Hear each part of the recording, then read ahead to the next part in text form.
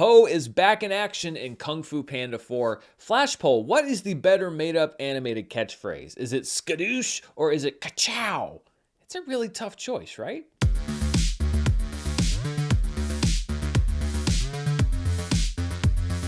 This video is brought to you by ExpressVPN. Go to expressvpn.com/Murrell to see how you can get 3 months free, and stay tuned after the video for more info.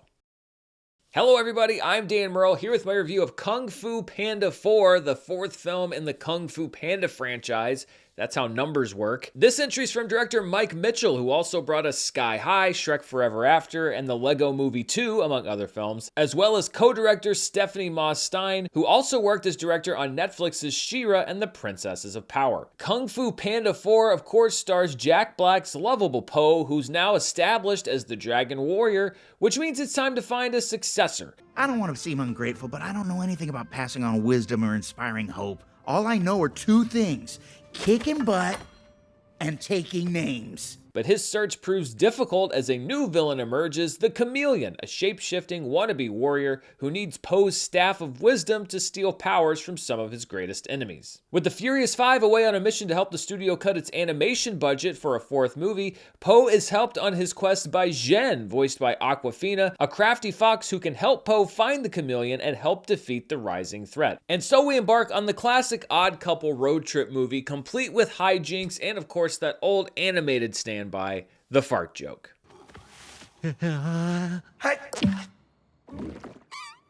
A few of the voice cast returns, including Dustin Hoffman in a glorified cameo as the eternally frustrated Master Shifu, James Hong as Po's adopted goose father, Mr. Ping, Ian McShane as Movie 1 antagonist Tai Lung, and Bryan Cranston giving maximum effort as always as Li Shan, Po's biological panda dad. We also have newcomers aside from Awkwafina, including Ke Huy Quan, who's now in everything as the leader of a group of thieves, and Viola Davis, hopefully getting a nice payday as the voice of the Chameleon.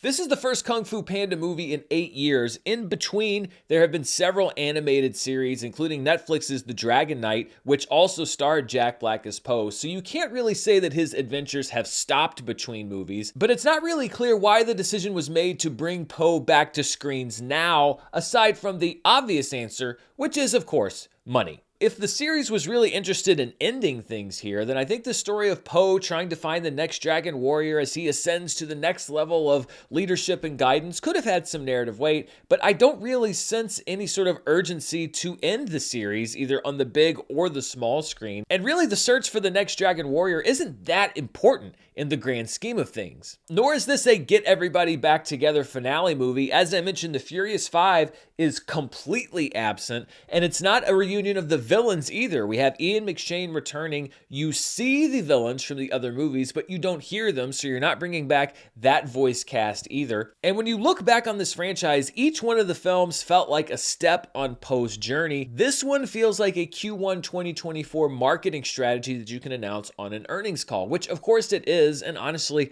most movies are, at least big movies like this, but the best ones transcend that and feel like something more. It doesn't help that the screenplay is really nothing special, and you can't blame that on creative turnover since franchise writers Jonathan Abel and Glenn Berger return as screenwriters for this movie. A lot of the jokes feel like placeholders, like they said, oh, you know what, we'll come up with something better later on, but then they never did, and so that was just the final version that was recorded. And then you have the fallback for a lot of animated films, which is when all else fails, just have everybody fight for a few minutes while you throw in some other cute animals that you can throw into the trailer to get people to go, aww. Violence makes our tummies tingle. If Kung Fu Panda is a bit of a disappointment, you can't really blame the cast. Jack Black will always give everything his full energy. I'm not really sure he's capable of doing anything less than that. Skadoosh! Skadoosh! Skadoosh! And Awkwafina is fine as his new sidekick Zhen. She has a distinct voice, so it's easy to see why she was cast, but it's really nothing new if you've heard any of her previous voice work in projects like Storks, The Angry Birds Movie 2, Tuca and Birdie, Animals, The Dark Crystal Age of Resistance, the SpongeBob movie Sponge on the Run, Diabolical, Raya and the Last Dragon, The Simpsons, The Bad Guys, The Little Mermaid, or Migration. I think it's sort of fitting that Awkwafina was a guest star on The Simpsons because casting her as part of the voice cast of an animated movie feels like that episode of The Simpsons where they introduce Poochie and the executive says, hey, come up with a name for this character. Something like Poochie, but better. And then he leaves the room and everyone goes, So Poochie okay with everybody? Yeah, that's fine. It's good. I feel like that happens now in every casting session for an animated film. The executive says, let's cast somebody like, Awkwafina. Leaves the room and everyone just goes, Awkwafina? Yeah, all right. I'm also happy to report that for her part, Viola Davis proves that multi-talented, EGOT-winning acting powerhouses deserve to get paid to read lines in front of a microphone too, because she brings what I like to call reputation energy or presence to the role of Chameleon, but really not much else because there's not really that much else there for her, except for, honestly, a nice payday. There's nothing wrong with that, really. For parents, the success or failure of Kung Fu Panda 4 will likely hinge on one question and one question only, and that is, will it entertain my child for 90 minutes and keep them still and quiet? And I think the answer is probably yeah.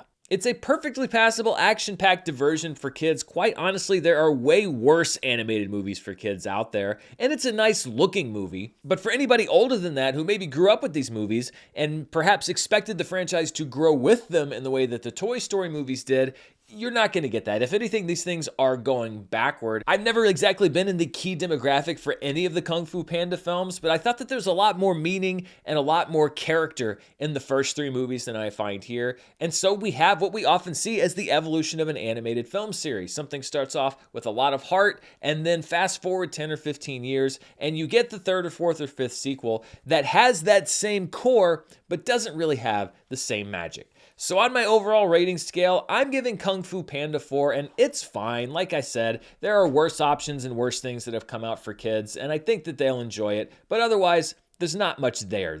So those are my thoughts on Kung Fu Panda 4. What do you think? It looks like it's setting up to race Dune Part 2 at the box office this weekend. Let me know down in the comments below, and before we go, I'm going to thank the sponsor for this video, ExpressVPN. This video is brought to you by ExpressVPN. You put in passwords or codes to unlock your phone and your email or social media every single day. But what if you just stood in the middle of a crowded room and shouted all that info out for everybody to hear, and also told them every website you were visiting too? That's what it could be like if you're connecting to the internet without ExpressVPN. If you connect to Wi-Fi in public at a coffee shop, airport, or hotel, you open yourself up to someone hacking that network and accessing your data. And even when you're at home, your service provider can track your info and sell that to companies who can then use that data to target you. With ExpressVPN, your data is in a secure, encrypted tunnel between your device and the internet, and it works on your phone, laptop, tablet, even router, however you like to stay connected. Whenever I'm traveling, even if I'm on a network that's shared by hundreds of strangers, I never worry about having someone steal my information because ExpressVPN has me covered. If I've got a device turned on, you can guarantee that ExpressVPN is active and protecting me no matter where I am. And it's so easy to use. Literally one button lets me know that everything is safe. Secure your online data today by visiting expressvpn.com/Murrell. That's expressvpn.com/Murrell, and you can get an extra 3 months free. expressvpn.com/Murrell. Thanks to ExpressVPN for sponsoring this video, and thank you for watching. Be sure to stay tuned right here for more movie news, reviews, streaming charts, and more. And don't forget, early on Monday morning, I will have my recap of the Academy Awards, which are happening on Sunday night. Thanks for spending part of your day here with me. Until next time, stay safe, and I'll see you then. Bye.